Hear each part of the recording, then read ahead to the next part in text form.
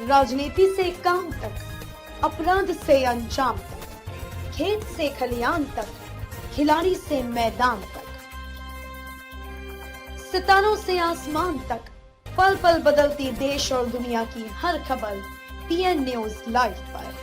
PN news live, आपकी आवाज। नोवा IVF fertility ने नाटक के माध्यम से बांझपन के बारे में जागरूक किया। भारत की अग्रणी फर्टिलिटी और आईवीएफ श्रृंखलाओं में से एक नोवा आईवीएफ फर्टिलिटी ने वाराणसी के 80 घाट पर बांझपन और इससे जुड़ी वर्जनाओं को चित्रित करने वाले एक नाटक का आयोजन किया। बांझपन सिर्फ एक चिकित्सा स्थिति है और इससे जुड़ी बदनामी को कम करने तथा इस ओर ध्यान आकर्षित करने के उद्देश्य से नुक्कड़ नाटक को स्थानीय लोगों के बीच जबरदस्त प्रतिक्रिया मिली। नुक्कड़ नाटक का उद्देश्य बांझपन के मुद्दों पर जागरूकता पैदा करना था और यह बताना था कि यह पुरुषों और महिलाओं दोनों के लिए या दोनों की वजह से होता है तथा इसे ठीक करने के लिए चिकित्सा की आवश्यकता होती है। समय पर हस्तक्षेप और परिवार के समर्थन से बांझपन की समस्या से जूझ रहे जोड़े बच्चा प्राप्त कर सकते हैं। समस्या का सामना कर रहे जोड़े को फर्टिलिटी कंसल्टेंट के पास जाना चाहिए और बच्चा पाने के सपने को पूरा करने के लिए उनकी मदद लेनी चाहिए।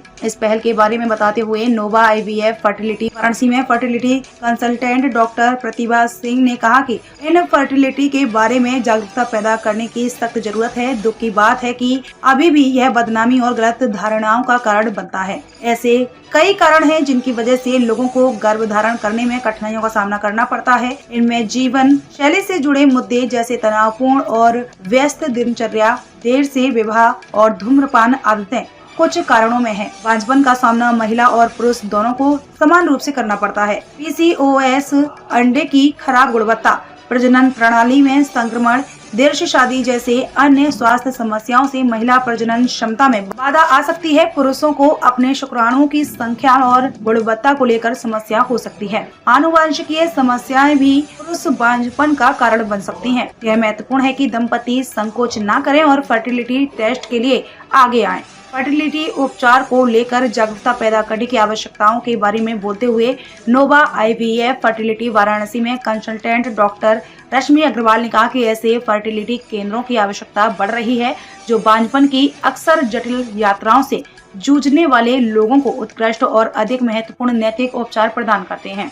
अधिकांश जोड़े समझते हैं कि सहायक प्रजनन में आईवीएफ उपचार का एकमात्र उपलब्ध रूप है, लेकिन ऐसे कई विकल्प हैं जिन्हें बांझपन से निपटने वाले जोड़ों के लिए आजमाया जा सकता है और यदि अन्य सभी विफल हो जाते हैं तो आईवीएफ की पेशकश की जा सकती है। नमस्कार, मैं हूं डॉक्टर रश्मि अग्रवाल। मैं नोवा आईवीएफ वाराणसी में इनफर्टिलिटी कंसल्टेंट हूं और मैं यहाँ पे जो नुक्कड़ नाटक के माध्यम से बताया गया क्या है ये? देखिए, इस नुक्कड़ नाटक से हम आम जनता को जागरूक कराना चाहते हैं इनफर्टिलिटी नाम की बीमारी से। इनफर्टिलिटी यानी निसंतानता एक आम बीमारी है। इसको कोई भी आम बीमारी की तरह इलाज करके ठीक किया जा सकता है और हम ये जागरूक कराना चाहते हैं कि बांझपन यानी निसंतानता सिर्फ महिला की ही बीमारी नहीं है, ये पुरुष के अंदर कोई कमी होने से भी हो सकता है। महिलाओं को ही दोष देते हैं ज़्यादा लोग। जी, हमको यही देखने को मिलता है कि जो भी लोग होते हैं परिवार के, वो महिला को ही ब्लेम करते हैं, लेकिन ऐसा नहीं है। आधे केस में ये पुरुष के अंदर कमी की वजह से होता है, आधे में महिला की कमी की वजह से होता है। इसलिए हम ये चाहते हैं कि जो आम जनता है वो इस बात को समझे, पति पत्नी आपस में सहयोग करें और साथ में मिलकर एक अच्छे इनफर्टिलिटी विशेषज्ञ को जाके दिखाएं और दोनों मिलके अपना इलाज करवाएं, क्योंकि अगर किसी में भी कमी है तो उसका इलाज उपलब्ध है और बहुत आसानी से उनको पेरेंटहुड यानी माँ बाप बनने की खुशी प्राप्त हो सकती है। नमस्कार, मेरा नाम डॉक्टर प्रतिभा सिंह है और मैं as a infertility specialist Nova IVF Varanasi में कार्यरत हूँ। 80 घाट पे यहाँ पे नुक्कड़ नाटक के माध्यम से बताया जा रहा है, क्या कहेंगे, कहाँ पे आपकी हॉस्पिटल है? जी, हमारा हॉस्पिटल महमूरगंज में है। ये कैनरा बैंक के पास में है। तो क्या इसमें आईवीएफ में क्या एज फैक्टर भी होता है? बिल्कुल, आईवीएफ में एज फैक्टर का बहुत बड़ा रोल है, क्योंकि जैसे जैसे किसी भी फीमेल की एज बढ़ती जाती है उनके जो एग्स होते हैं उनकी क्वालिटी डिक्रीज करती जाती है। तो आईवीएफ में जो एग का क्वालिटी है और जो स्पर्म का क्वालिटी है उसको मिला के ही जो एम्ब्रियो बनते हैं उसकी क्वालिटी डिपेंड करती है। तो एक अच्छा एम्ब्रियो बनाने के लिए एक अच्छा एग और एक अच्छा स्पर्म चाहिए।